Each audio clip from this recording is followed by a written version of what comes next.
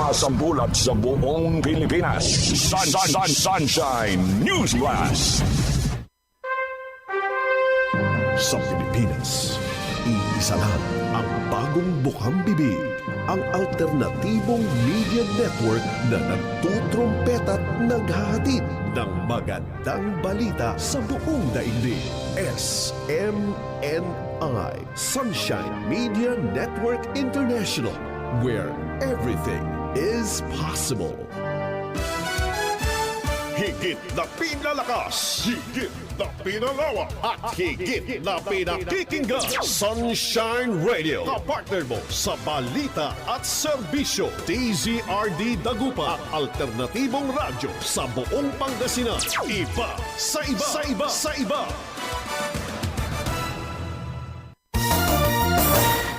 Kalayaan at katotohanan sa Sunshine Radio. Oras sa buong Pilipinas, alas 6:10 na ng umaga at ang oras na yan hatid sa inyo ng Plaban Pro at Immune Advance. SMNI Radio News Blast sa umaga. Mga balitang nag-aala ngayong umaga. SMNI Radio News Blast sa umaga. Mga nag-aalap na balita sa Pangasinan at Ilocos at sa buong Pilipinas. Mula sa DZRD 981 SMNI Radio News Center sa Dagupan City, narito ang inyong News Blasters. Headlines News Blast.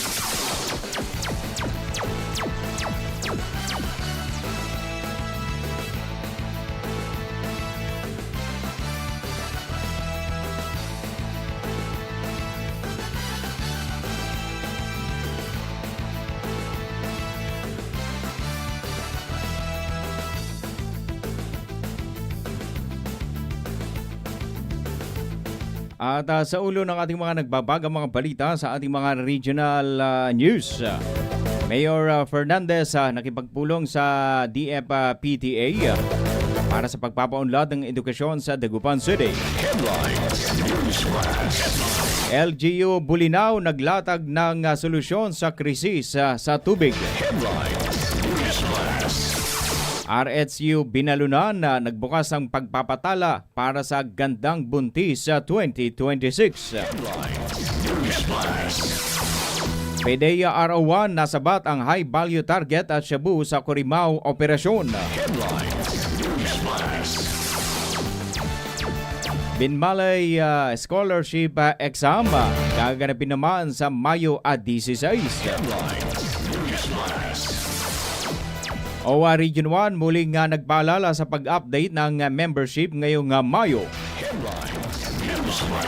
Stage 13 ng MPTC Tour of Luzon matagumpay na ginanap sa Lingayen Baywalk. Shellfish sa Bulinaw at Anda positibo pa rin sa red tide toxin ayon sa BIFA Region 1. Lahat naman ng kongresista mula sa Pangasinan bumoto ng yes sa impeachment ni VP Sara Duterte. Sa ating mga national news, SILG Rimulya pinakikilos ang buong PNP para sa manhunt versus sa Tapa fugitives. Tangkang paghuli naman kay Senador Bato, tinawag na insulto sa soberanya ng Pilipinas. Ekonomiya ng bansa posibleng mas bumagsak sa gitna ng tensyon sa Senado. VP Sara Duterte tinawag na mali ang tangkang pag-aresto naman kay Senador De La Rosa.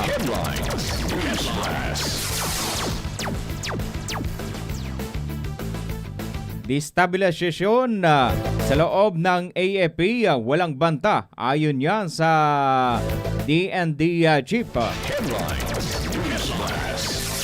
Malacanang hindi panghihimaw suka ng mga pasya ng Senado, PBBM sa law enforcers Pairali ng batas sa isyu ng ICC warrant versus sa Senador Bato. Sa ating ronda, Pilipinas, 50 million pesos na utang ng mga magsasaka sa Northern Mindanao binura ng DAR. Sports News, Japet Aguilar balik aksyon matapos ang lung injury.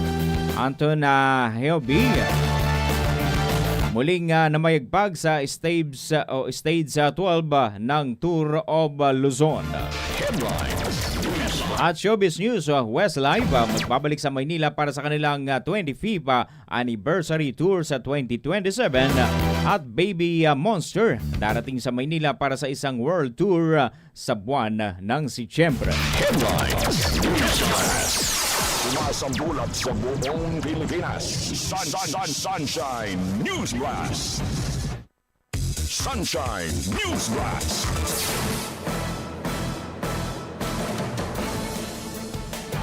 Magandang umaga Pilipinas, magandang umaga North Central Luzon. Araw pa ngayon ng Miyerkules, ika-13 sa buwan ng Mayo taong 2026. At ako po inyong magiging tagapagbalita kapartner John Belgas. Huwag niyo pong kalimutan ng mga kapartners na i-share at i-like ang DCRD 981 Top News, SMNI News North Luzon, DCRD SMNI Radio Channel at DCRD SMNI Digital. Samantala, sa unang bugso ng ating mga balita, DCRD Sunshine Radio Report! Mayor Fernandez nakipagpulong sa DFPTA para sa pagpapaunlad ng edukasyon sa Dagupan City. Ang detalye ng report niya ni atid sa inyo ni kapartner Sheila Balog. Nakipagpulong si Dagupan City Mayor Belen Fernandez mga Division Federated Parents Teachers Association presidents na pinamumunuan ni Kagawad Ronald Alan Oson upang talakayin ang mga proyekto para sa pagpapabuti ng mga paaralan at kalidad na edukasyon sa kabataan. Kabilang sa mga inisyatibong talakay ang pagtatayo ng bagong school buildings, laboratories, covered course o gyms, pagbibigay ng equipments at learning materials at pagsasaayos ng iba't ibang pasilidad upang matiyak ang ligtas at maayos na kapaligiran sa pag-aaral. Kasama rin sa agenda ang SafeNet activity, advocacy na nakatuon sa mental health awareness, bullying prevention, sexual harassment awareness, at suicide prevention bilang bahagi ng mas pinaigting na suporta sa mga mag-aaral. Binigyang din ni Mayor Fernandez na mahalaga ang kooperasyon ng LGU, mga guro, magulang at komunidad upang makalikha ng mas ligtas, mas maayos at mas makabuluhang edukasyon para sa kabataan ng Dagupan. Para sa Diyos at sa Pilipinas kong mahal, Sheila Balog, ka-partner mo sa Balita at Serbisyo. Kapartner News Blast. DCRD Sunshine Radio Report! Samantala, LGU Bulinaw naglatag ng solusyon sa krisis sa tubig. Ang detalye ng report niya niyahatid sa inyo ni kapartner Lerna Hernandez. Yes, kapartner, humingi ng paumanhin ng lokal na pamalaan ng Bulinaw, Pangasinan sa abala at epekto ng kakulangan ng supply ng tubig na dulot ng matinding El Nino phenomenon na nagre-resulta sa pagbaha ng level ng tubig sa mga pinagkukunan ng bayan. Ayon kay Mayor Boying F. Celeste, agad nang isinagawa ang mga konkretong hakbang upang matugunan ang problema kabilang ang programang pagkakaroon ng sariling deep well na may water tank system sa bawat barangay at sityo. Unang nakinabang sa proyekto ang barangay Dewey bilang bahagi ng pilot implementation. Nakabili rin ang LGU ng water well drilling rig para sa pagpapatupad ng mga proyektong patubig sa iba't ibang barangay. Binigyan diin ng alkalde na patuloy ang pagkilos ng pamahalaan lokal upang mapalawak ang water system at matiyak ang sapat, dekalidad at maayos na supply ng tubig para sa lahat ng mamamayan ng Bulinaw. Para sa Diyos at Pilipinas kong mahal, Lerna Hernandez, kapartner mo sa Balita at Serbisyo. Kapartner News Blast. DCRD Sunshine Radio Report! Karagdagan pa sa ating mga balita, RHU Binalunan nagbukas naman ang pagpapatala para sa Gandang Buntis 2026. Ang detalye ng report niya ni atid sa inyo ni kapartner Vian Vergaminya. Yes, good morning kapartner. Opisyal na inanunsyo ng Rural Health Unit o RHU Binalonan ang pagsisimula ng pagpapatala para sa Search for Gandang Buntis 2026. Isang taon ng patimpalak na layong ipagdiwang ang kagandahan, kumpiyansa at kalusugan ng mga ina na nagdadalang tao. Gaganapin ang naturang event sa May 29, 2026 alas 8 ng umaga sa Binalonan White Tent Event Center. Bukas ang patimpalak para sa lahat ng interesadong buntis sa bayan. Ayon sa RHU, libre ang registration na maaari magtungo sa kanilang opisina o makipag-ugnayan sa kanilang midwife para sa pagpapatala. Ang deadline ng registration ay tinakda hanggang May 23, 2026 lamang. Layunin ng programa na bigyang pugay ang mga ina at itampok ang kahalagahan ng malusog na pagbubuntis sa komunidad. Para sa Diyos sa Pilipinas, kumahal to Vivian Vergabinia, kapartner mo sa balita at serbisyo. Ka-partner News Blast. DZRD Sunshine Radio. Report. Sunshine News Blast. Maraming salamat kapartner Fian sa balitang yan. Samantala, matagumpay na nagsagawa ng coordinative strike ang Philippine Drug Enforcement Agency o PDEA Regional Office 1 kasama ang mga katuwang na law enforcement unit sa barangay San Simeon, Corimao, Ilocos Norte kung saan naaresto ang isang high value target o HVT na muling sangkot sa illegal na droga.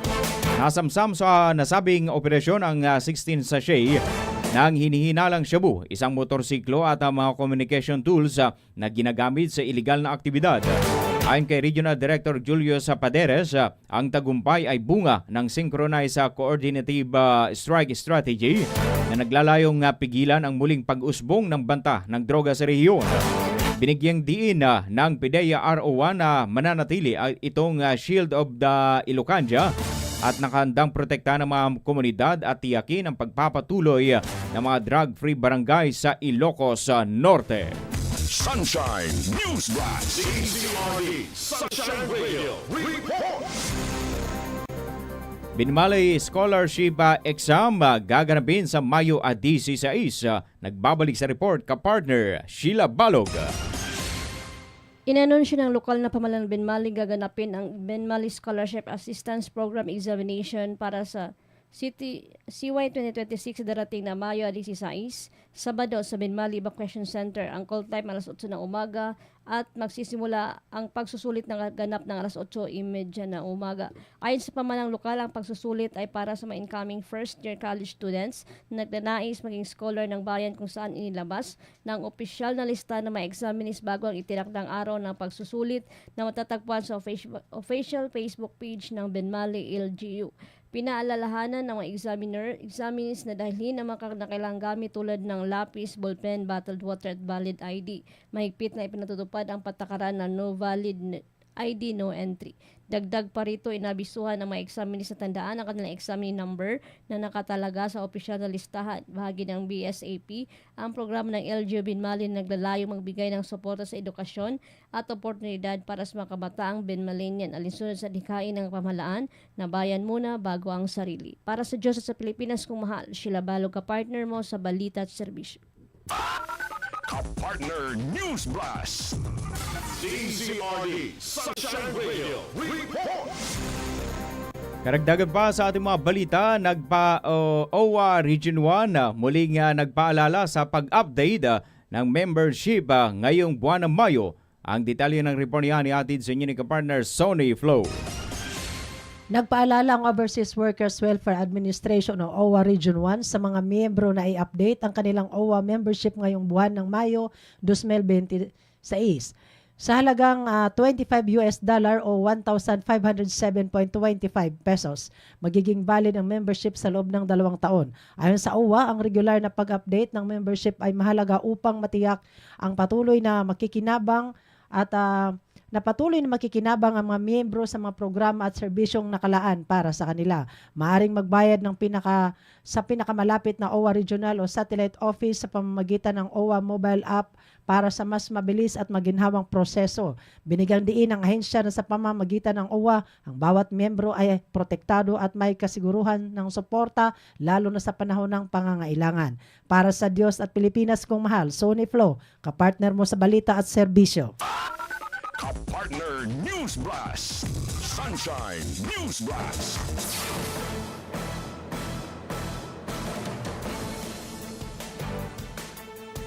Oras na po natin mga partners, alas 6:25 na ng umaga at ang oras na yan ay hatid sa inyo ng Plavan Pro at Immune Advance.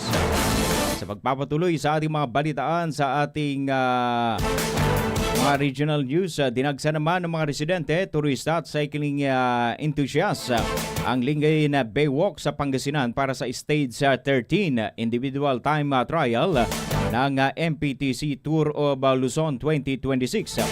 Isa-isang sumalang ang mga riders sa hamon ng bilis, tibay at disiplina na isa sa pinakamahalagang yugto ng kompetisyon.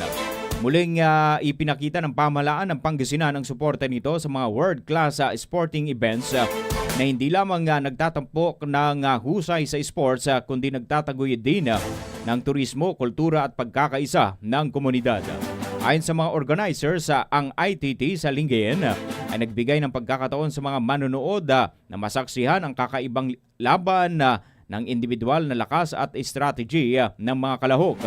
Matapos ang Stage 13 sa Lingayen, haharapin ng mga riders ang inaabangang grand finish patungong Baguio City na inaasang magiging kapanapanabik na pagtatapos sa prestihiyosong karera. Sunshine News Blast. DZRD Sunshine Radio Report. Huling detalye ng ating karagdagan pa sa ating mga balita, shellfish sa Bulinaw at Anda. Positibo pa rin sa red tide ayon yan sa BIFA Region 1. Nagbabalik sa report ka-partner Vian Vergabinya. Naglabas ng Shellfish Bulletin No. 10 ang Bureau of Fisheries and Aquatic Resources o BIFA Region 1 kahapon May 12, 2026 na nagsasabing nanatiling positibo sa paralytic shellfish poison o red tide toxin ang lahat ng uri ng shellfish at alamang mula sa baybayin ng Bulinaw at Anda, Pangasinan. Dahil dito, mahigpit na ipinagbabawal ang pagkain, pag-aani, pagbebenta at pagbiyahe ng shellfish at alamang mula sa naturang lugar hanggang sa opisyal na maalis ang abiso bilang pag-iingat sa kalusugan ng publiko. Samantala, ligtas pa rin kainin ang isda, pusit, alimango at hipon mula sa mga nabanggit na lugar basta't ito ay sariwa, natanggalan ng lamang loob at nahugasan ng mabuti bago lutuin. Patuloy ang mahigpit na monitoring ng BIFAR sa mga apektadong baybayin at muling maglalabas ng update upang matiyak ang kaligtasan ng mamayan. Hinihikayat ang publiko na maging mapagmatsyag at sumunod sa abiso para sa kaligtasan ng lahat. Para sa Diyos sa Pilipinas kumahal, to si Vian Vergabinya, kapartner mo sa balita at serbisyo. Kapartner News Blast. DZRD Sunshine Radio Report. Huling detalye ng ating mga regional news, lahat ng kongresista mula sa Pangasinan bumoto ng yes sa impeachment ni BP Sara Duterte. Ang detalye ng report niya ni atid sa inyo ni partner Sheila Balog. Bumoto ng yes sa mga mababatas mula sa Pangasinan para sa impeachment complaint laban kay Vice President Sara Duterte sa isinagawang botohan ng House of Representatives noong Mayo 11. Kabilang sa maboboto sa pabor sa impeachment sina 1st District Representative Arthur Celeste, 2nd District Representative Mark Huangco, 3rd District Representative Rachel Arenas, 4th District Representative Gina Di Venecia, 5th District Representative Ramon Gico Jr. at 6th District Representative Marlene Primicias Agabas. Patuloy namang sinusubaybayan ng publiko ang magiging susunod na hakbang kaugnay ng impeachment proceeding laban sa Vice Presidente. Para sa Diyos at sa Pilipinas kong mahal, Sheila Balog, kapartner mo sa balita at serbisyo. Kapartner News Blast. Sumasambulat sa buong Pilipinas. Sunshine News Blast. Sunshine News Blast. Oras na po natin mga partners, alas 6:30 na ng umaga at ang oras na yan ay hatid sa inyo ng Plavan Pro at Immune Advance. Sa pagbabalik ng Sunshine News Blast. Headlines. News Blast. Headline. Antabayanan sa ating mga national news, SILG Rimulya pinakikilos ang buong PNP para sa manhunt versus top fugitives. Headlines. News Blast. Tangkang paghuli naman kay Senador Bato, tinawag na insulto sa soberanya ng Pilipinas. Ekonomiya ng bansa posibleng mas bumagsak sa gitna ng tensyon sa Senado. At BP Sara Duterte, tinawag na mali ang tangkang pag-aresto kay Senador De La Rosa. At sa ating Ronda Pilipinas, 50 million pesos na utang ng mga magsasaka sa Northern Mindanao, binura ng DAR. Yan at mga balita ating aantabayanan sa pagbabalik ng Sunshine News Plus Morning Edition.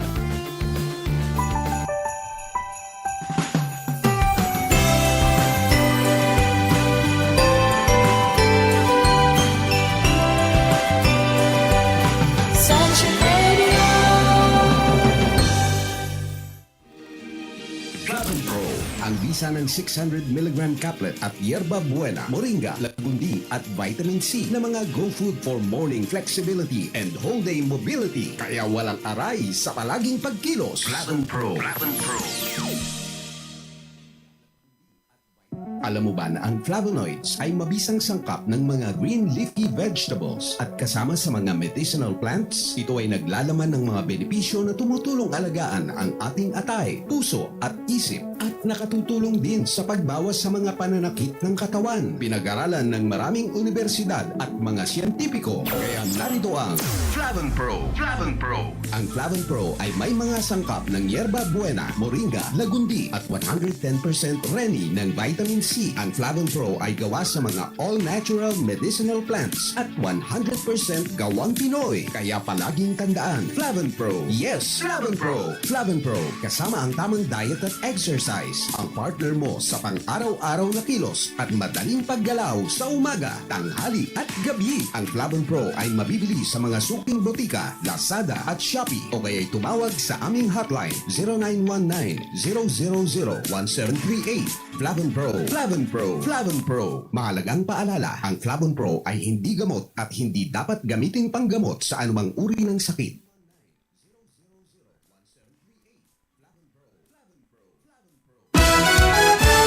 Higit na pinalakas, higit na pinalawak, at higit na pinakikinggan. Sunshine Radio, kapartner mo sa balita at serbisyo. DZRD Dagupan, ang alternatibong radyo sa buong Pangasinan. Iba sa iba, sa iba, sa iba. Muling nagbabalik ang SMNR Radio News Blast. Sumasambulat sa buong Pilipinas. Sunshine News Blast. Sunshine News Blast. Balik po tayo mga kapartner sa ating mga balitaan sa unang detalye ng ating mga national news. SILG Rimulya, pinakikilos ang buong PNP para sa manhunt versus top fugitives. Ang detalye ng report na yan, ihatid sa inyo ni kapartner Paul Montibon. Tila dismayado sa DILG Secretary John Vic Remulla dahil sa dami ng top fugitives na hindi mahuli-huli ng mga otoridad. Ayon kay Remulla, hindi dapat mabigo ang PNP sa paghahanap kinaatong ang dating pulis na si Gerard Dumlao III at Saldico dahil sapat umano ang lakas at resources ng kapulisan. Tatlong tao hindi nyo mahanap, di ba? So, challenge ko sila na yung 200,000 yan, dapat lahat ma-harness para mahanap yung 3 taon to.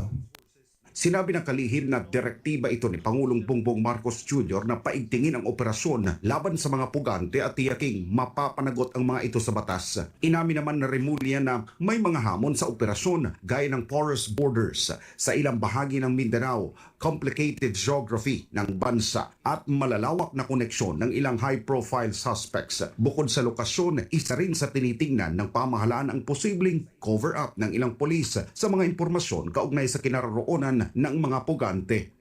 Meron pa rin yan, sigurado ako na panakanak ka na may rotten eggs rin. Pero makukuha rin namin yan. Diba? It's imperfect eh. It's made of humans. So yung information chain dyan, laging may breakdown. So we will do our best. Sa kabila nito, Tiniyak ng DILG na magpapatuloy ang internal cleansing sa hanay ng kapulisan upang masawatan naman ang mga tinaguriang rotten eggs at mapalakas ang kredibilidad ng PNP. Para sa Diyos at sa Pilipinas, kung mahal, nag-uulat Paul Montebon, SMNA News. Kapartner News Blast. DZRD Sunshine Radio Report. Tanggang paghuli naman kay Senador Bato, tinawag na insulto sa soberanya ng Pilipinas. Ang detalye ng report niya ni atid sa inyo ni kapartner Prince Tripoli. Sa isang eksklusibong panayam, binigyang diin ni Attorney Martin Delgra, legal counsel ni dating Pangulong Rodrigo Duterte, na walang bisa at hindi maaring ipatupad ng diretso ang anumang foreign warrant of arrest sa loob ng jurisdiksyon ng Pilipinas. Ayon kay Attorney Delgra, ang ginagawa umanong tangkang pag-aresto ng NBI kay Senator Bato de la Rosa ay isang malaking insulto sa hudikatura ng bansa. Matatandaang naging chief enforcer ng dating Pangulo ang senador sa pagpapatupad ng Oplan Tokhang bilang kampanya sa war on drugs ng Duterte administration. Dahil rito, itinuturing siya ng ICC na kabilang sa mga co-perpetrators sa kasong crimes against humanity. Pero paliwanag ng abogado, bilang isang malayang bansa, ang Pilipinas ay may sariling mga batas at korte na dapat sundin. A foreign warrant cannot be implemented absolutely within Philippine jurisdiction. Dadaan sa korte ng Pilipinas yan. Ang sanang gawin ng NBI, kung meron man silang natanggap na foreign warrant, marami namang abogado sa NBI, idulog nila sa appropriate Philippine court. At yung judge will determine may sapat bang dahilan na mag-issue ng warrant. At kung may sapat man, then the Philippine court will issue the warrant. And it is that Philippine issued warrant of arrest that will be implemented within the Philippines. Hindi po yung foreign warrant. Kinwestiyon din ni Delgra ang kredibilidad ng warrant na nilabas ni Antonio Trillanes. Giit niya, bago ito ipatupad, dapat muna itong i-authenticate ng ICC. Lalo't matagal nang nagpahayag ang naturang institusyon na wala silang inilalabas na utos para kay De La Rosa. Dagdag pa ni Delgra, simula noong March 2019, hindi na miyembro ng ICC ang Pilipinas, kaya wala ng obligasyon ang gobyerno na makipagtulungan dito. Binigyang diin niya ang nangyari kay dating Pangulong Duterte na kinuha umano sa bansa noong March 11, 2025 ay hindi na dapat maulit sa sinumang Pilipino. Insulto po yan sa ating lahat na Pilipino at insulto sa ating judikatura to our judicial system that a foreign warrant would have to be implemented here within Philippine jurisdiction na hindi dadaan sa ating judicial system. I call for sobriety, I call for reason, I call for the basic application of the law. Nanawagan din ang abogado kay Justice Secretary Eric Vida na pagsabihan ng NBI Director na sumunod sa tamang legal na proseso upang maiwasan ang lalong paglala ng standoff sa pagitan ng ehekutibo at lehislatibong sangay ng pamahalaan. Sa ngayon, nakadepende ang lahat sa magiging desisyon ng Supreme Court kung saan nakahain ang petisyon para sa Temporary Restraining Order o TRO laban sa nasabing warrant. Para sa Diyos at sa Pilipinas kumahal, Prince Tripoli, SMNA News. Kapartner News Blast. DZRD Sunshine Radio Report. Ekonomiya ng bansa posibleng mas bumagsak sa gitna ng tensyon sa Senado. Ang detalye ng report niya ni atid sa inyo ni partner Daniela Paulite. Nagpabala ang geopolitical analyst na si Professor Ana Marinduque Uy na maaaring magdulot ng negatibong epekto sa ekonomiya ang patuloy na kaguluhan sa politika kasunod ng tensyon sa mataas na kapulungan. Ayon sa kanya, hindi lamang ito simpleng usapin ng umano'y arrest warrant ng International Criminal Court laban kay Senator Bato, kundi malaking issue sa soberanya ng bansa. Dahil dito ipinahayag niya ang pangamba na mas lalong bumagsak ang ekonomiya kung magpapatuloy ang political instability. Kinwestiyon din niya ang kakulangan ng malinaw na aksyon mula sa Pangulo sa gitna ng mainit na usapin. Mababatid na nagkaroon ng tensyon sa pagitan ng mga tauhan ng National Bureau of Investigation at security personnel ng Senado, habang marami rin ang nagprotesta sa labas ng Senado habang napalibutan ng pulisya ang Senate ground. Ano ba ang nangyayari sa Marcos administration? Asan si Marcos Jr.? Presidente siya, dapat ayusin niya to at iwasan niya magkaroon ng constitutional crisis between the executive and the legislative branch. Hawak niya ang NBI at ang PNP Under his command yan executive yan Katakataka din para kay Malindog Uy ang paglabas ni dating Senador Antonio Trillanes IV kaugnay ng umunoy ICC arrest warrant laban kay Senator De La Rosa. Why is it that it's Trillanes ang may hawak ng ICC arrest warrant? Ano ang rule ni Trillanes? Official ba siyang ano ba yung kanyang official designation for him to even have this warrant of arrest ng ICC? Bakit siya yung may hawak? At in a way, bakit siyang sinusunod ng NBI? Binigyan din ng political analyst na hindi na miyembro ng International Court ng Pilipinas, kaya wala na itong jurisdiction sa bansa. Para sa Diyos at sa Pilipinas kong mahal, Daniela Paulite, Azmanay News. Partner News Blast. DZRD Sunshine Radio Report. BP Sara Duterte tinawag na mali ang tangkang pag-aresto kay Senador De La Rosa. Ang detalye ng report yan ihatid sa inyo ni partner Jason Rubrico. Niyanig ng sunod-sunod na pangyayari ang Senado, kabilang ang pagbabago sa Senate presidency at ang usapin ng umano'y pagpapatupad ng arrest warrant mula sa International Criminal Court laban kay Senador Ronald Bato de la Rosa. Sa gitna nito, nagbigay ng pahayag si Vice President Sara Duterte kaugnay sa bagong liderato ng Senado sa ilalim ni Senator Alan Peter Cayetano. Ayon kay Duterte, internal na usapin ng Senado ang pagpili ng kanilang liderato at dapat itong pagdesisyonan ng mga senador mismo. Kung ano yung liderato sa loob ng Senado, desisyon yon ng mga senators, mga membro ng ating Philippine Senate. So kung ano yung kalabasan ng kanilang botohan ay desisyon yon ng karamihan ng kanilang mga membro. Kaugnay naman sa isyu ng planong pag-aresto kay De La Rosa, iginit ni Duterte na mali ang paraan ng pagpapatupad nito.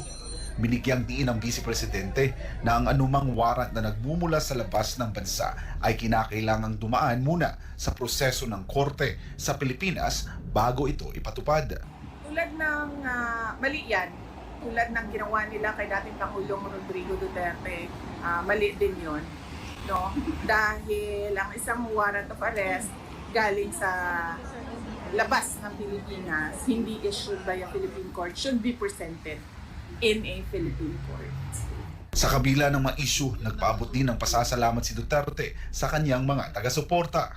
Patuloy din ang pagpapasalamat ko araw-araw.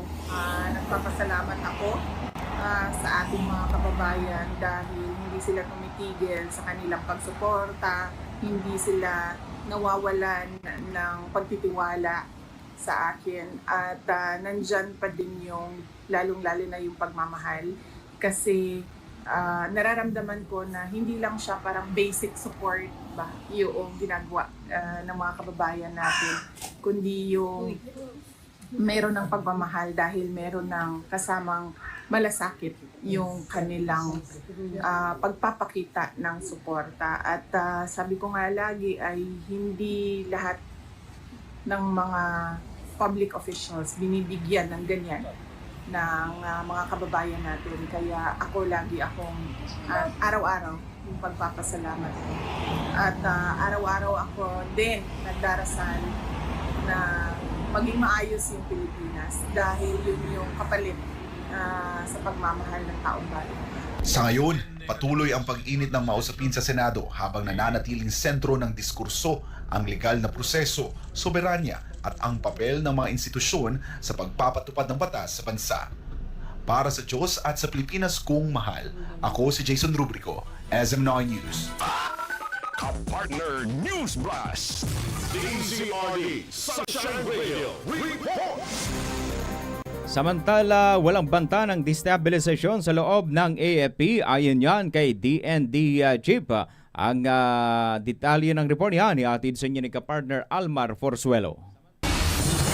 Muling iginiit ni Defense Secretary Gilberto Teodoro Jr. na wala silang nakikitang banta ng destabilisasyon o kudeta mula sa hanay ng aktibong kasundaluhan kaugnay ng nagpapatuloy na issue ng impeachment laban sa ikalawang Pangulo. Sa isang panayam, sinabi ni Teodoro na wala silang namomonitor na active duty personnel na sangkot sa anumang anti-government mobilization. Anya, ito lamang ang kanilang pangunahing tinututukan.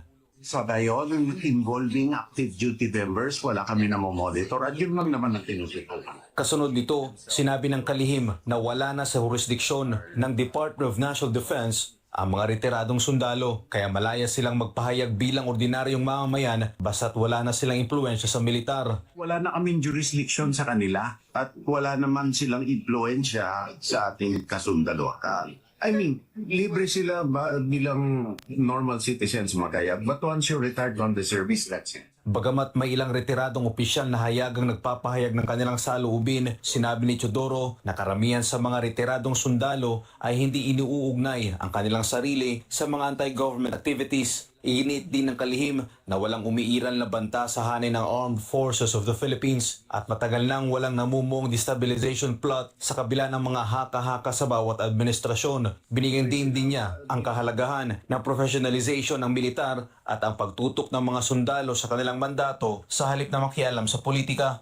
You know, we have a political process. The soldiers have their job. And I think part of the professionalization of the armed forces and their responsibility na humawak ng mas officer mga katamita at gumamit talaga ng active defense, lalo sila dapat hindi makialam sa politika. Samantala, tungkol naman sa bilateral relations, sinabi ni Teodoro na mas maraming bansang kumikilala at sumusunod sa international law ay mas makatutulong upang mapigilan ang unlawful actions. Sa usaping ito, sinabi niyang alone o nag-iisa umano ang China.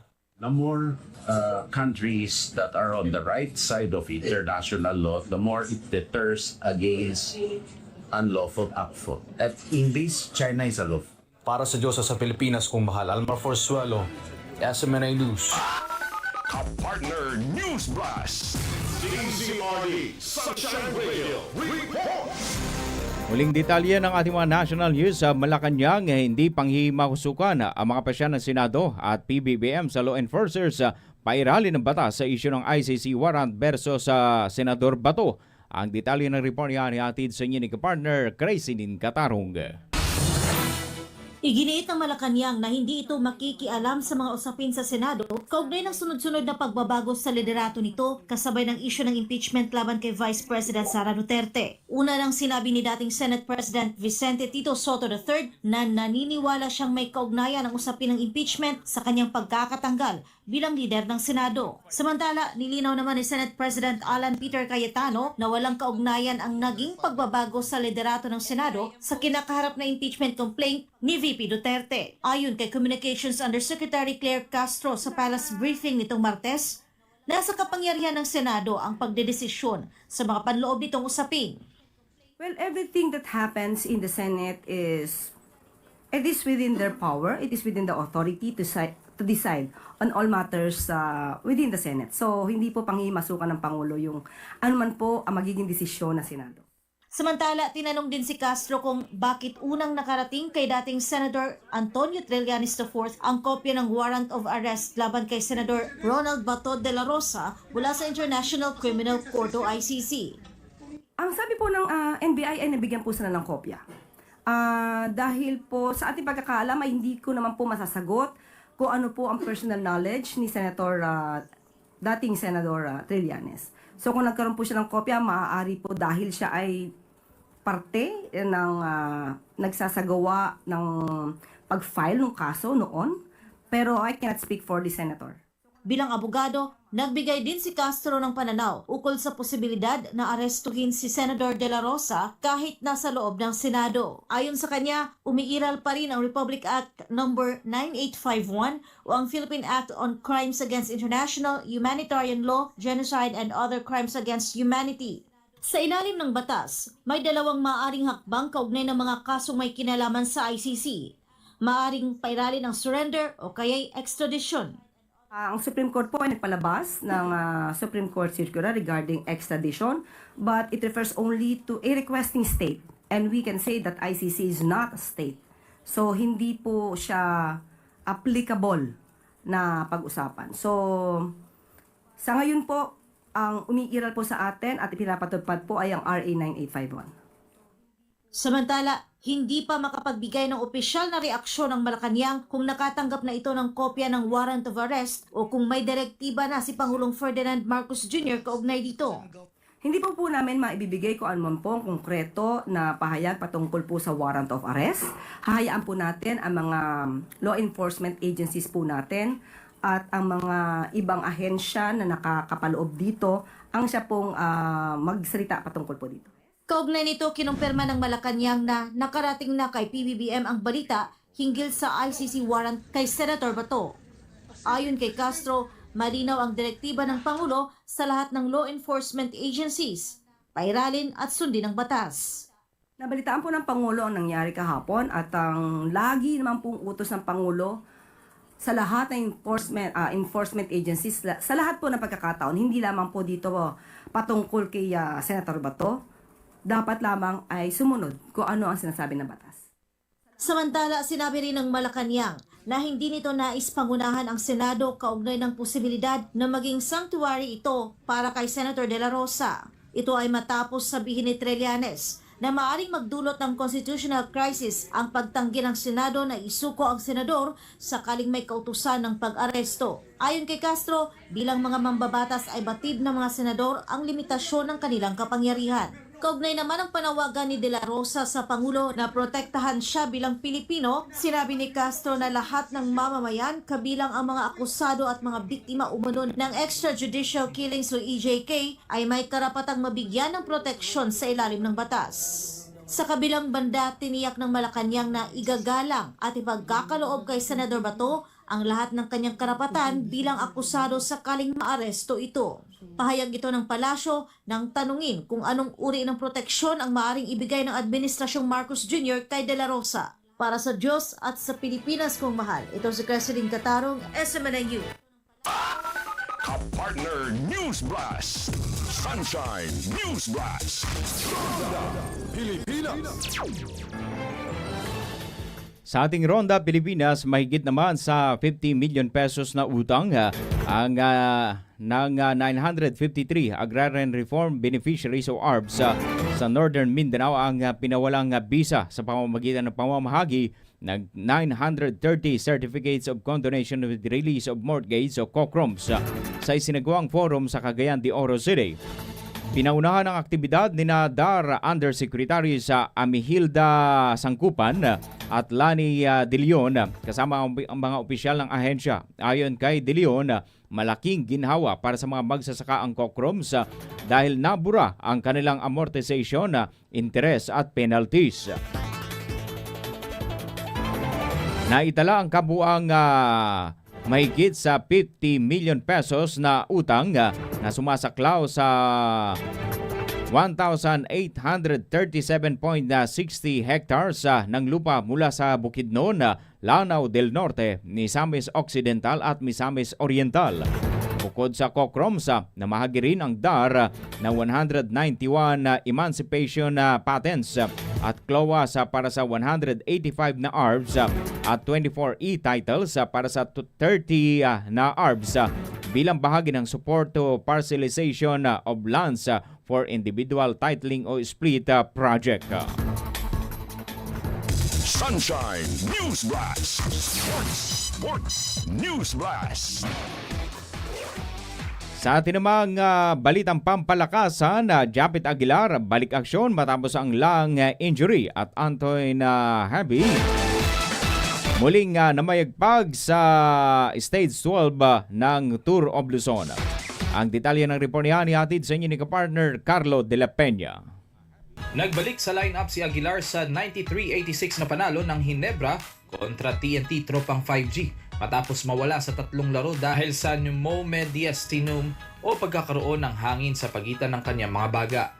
Nakuha niya ang kondisyon matapos ang pagbagsak sa laro laban sa Blackwater noong April 24. Pagkatapos mabigyan ng medical clearance, agad siyang ibinalik bilang starter sa huling laro ng eliminations. Ayon kay Aguilar, mahalaga ang kanyang pagbabalik bilang paghahanda ng koponan para sa playoffs. Nagpasalamat din siya dahil hindi lumala ang kanyang kondisyon. Inaasahang magiging dagdag lakas muli si Aguilar habang target ng Ginebra ang malalim na playoff run sa Commissioner's Cup.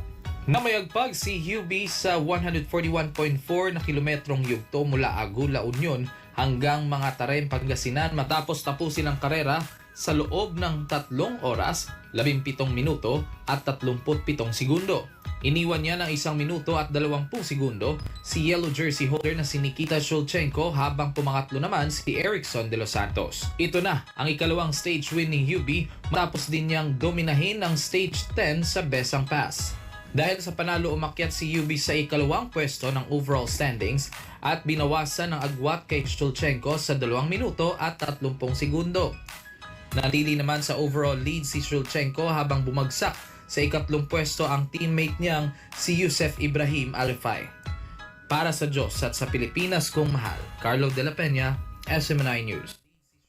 Showbiz News Blast. Sa atin namang Showbiz News, Westlife magbabalik sa Maynila para sa kanilang 25th anniversary tour sa 2027 at Baby Monster darating sa Maynila para sa isang world tour sa buwan ng Setyembre. Ang detalye ng report niya ay atid sa inyo ni partner Andrea Santos. Muling tutungtong on Philippine stage ang sikat na Irish pop quartet na Westlife para sa kanilang Westlife 25 The Anniversary World Tour na gaganapin sa SM Mall of Asia Arena on January 20, 2027. Ang Manila stop ay bahagi ng Asian leg ng kanilang global trek na kabibilangan din ng mga performances sa Kuala Lumpur, Singapore, Jakarta, Bangkok at Hong Kong. Kasabay ng anunsyo ng tour ang release ng kanilang album na 25 The Ultimate Collection, kung saan tampok ang ilan sa mga hits ng grupo gaya ng Flying Without Wings, Swear It Again, My Love, Uptown Girl, at You Raise Me Up. Hindi lang yan dahil handog din ni Shane Pillan, Nicky Byrne, Kian Egan, at Mark Fiheli sa fans ang kanilang bagong single kabilang na ang Chariot na isinulat ni Ed Sheeran kasama sina Johnny McDade at Will Reynolds at ang kantang Your Love Amazes Me. Samantala, inanunsyo ng K-pop girl group na Baby Monster na magiging bahagi ang Pilipinas sa kanilang kauna-unahang world tour na magkakaroon ng Manila stop on September 5, 2026 sa SM Mall of Asia Arena. Isa ito sa mga unang stops ng grupo bago sila tumuloy sa Bangkok, Singapore at Sydney para sa Asia at Oceania leg ng tour na magsisilbing promotion para sa kanilang third mini-album na Chum na inirelease last May 4. Bagamat kilala bilang 7-member group na binubuo ni Naruka, Farita, Asa, Ayon, Rora, Rami at Chiquita, 6 na miyembro lamang muna ang bibisita sa bansa dahil kasalukuyan pa rin nasa hiatus si Rami dahil sa ilang medical reasons. Magsisimula ang pre-sale ng tickets para sa nasabing tour this June 1, 12 noon, habang ang general on sale naman ay sa June 4 na maaaring mabili sa lahat ng SM Tickets outlets nationwide o kaya naman through online sa smtickets.com. At yan ang hatid namin sa inyo na Showbiz News. Once again, this is Andrea Santos, ka-partner nyo sa Showbiz Chikahan. Ang salita ng Ama sa pamamagitan ng hinirang na anak ng Diyos, Pastor Apollo C. Quibloy. Sa araw ng Panginoon, hindi natin maaring basta na lang gawin kung ano ang gusto nating gawin.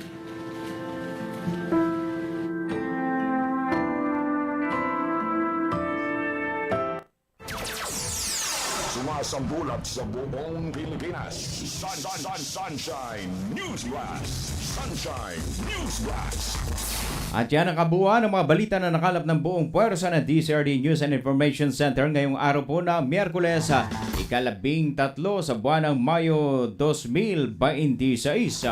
Samantala, bago tayo magpaalam mga ka-partners, binabati muna natin ng maligayang kaarawan ang ating station manager, Mr. J. Mendoza. Happy birthday, ka-partner J. Miguel Mendoza.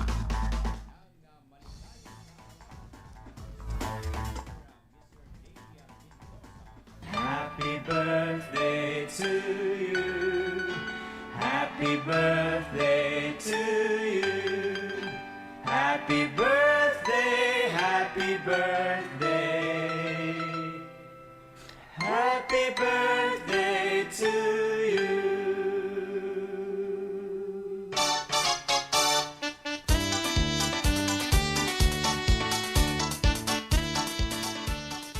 Ayan, happy birthday kapartner J. Miguel Mendoza. Ayan, ihanda mo na ang iyong pa-burger mamaya. Sana'y mabusog mo kami mamaya kapartner J. At shout out din natin mga kapartner si Coach Idel Abalos dyan sa DepEd. Good morning Coach Idel. At good morning din mga kapartner sa lahat pa ng mga nakaantabay sa ating Facebook page. Good morning din kay ating kapartner Senate Reduble. Ayan, good morning. Good morning din kay kinsa pa ni? Ayan, si Sir Maki Mapalakapak Soriano. Good morning. At shout out daw para sa from Mapandan, Pangasinan, Sulid Duterte. Kami. Ayan, good morning kay Sir Maki. At good morning din kay kapartner Unyang Dapal Awas at kapartner Lerna Hernandez. Good morning sa inyo lahat mga kapartner, sa lahat ng mga nakantabay sa kanilang mga monitor, sa kanilang FB. Good morning. Good morning din kay Kuyang Menard dyan po sa San Carlos and family. At good morning din kay Ate Jubita Grisel dyan sa Alamino City. Sila Kuyang Big Alejo. Good morning. At magandang umaga din sa... Good morning din kay Kuyang Sani Lipata dyan sa may... Bugalyon. Good morning. So yan mga kapartners. At ako po inyong naging tagapagbalita mga kapartners. Ako po si kapartner John Belgas. Salamat din sa ating nakantabay sa technical side kapartner Jeff. At sa ating station manager na birthday boy kapartner J. Miguel Mendoza. At sa ating mahal pastor Pastor Apollo C. Kibuloy. Good morning po Pastor. Antabayan na ng susunod na programang Kapiyan at Balitaan sa Sunshine ni kapartner Jerry Pogi Gambay. Mabigyan kabusan at sige na Mayina. Good morning, naimbag nga bigat. May the Almighty Father bless us all. Sumasambulat sa buong Pilipinas. Sunshine News Blast. Sumainyo ang mga nag-aalab na mga balita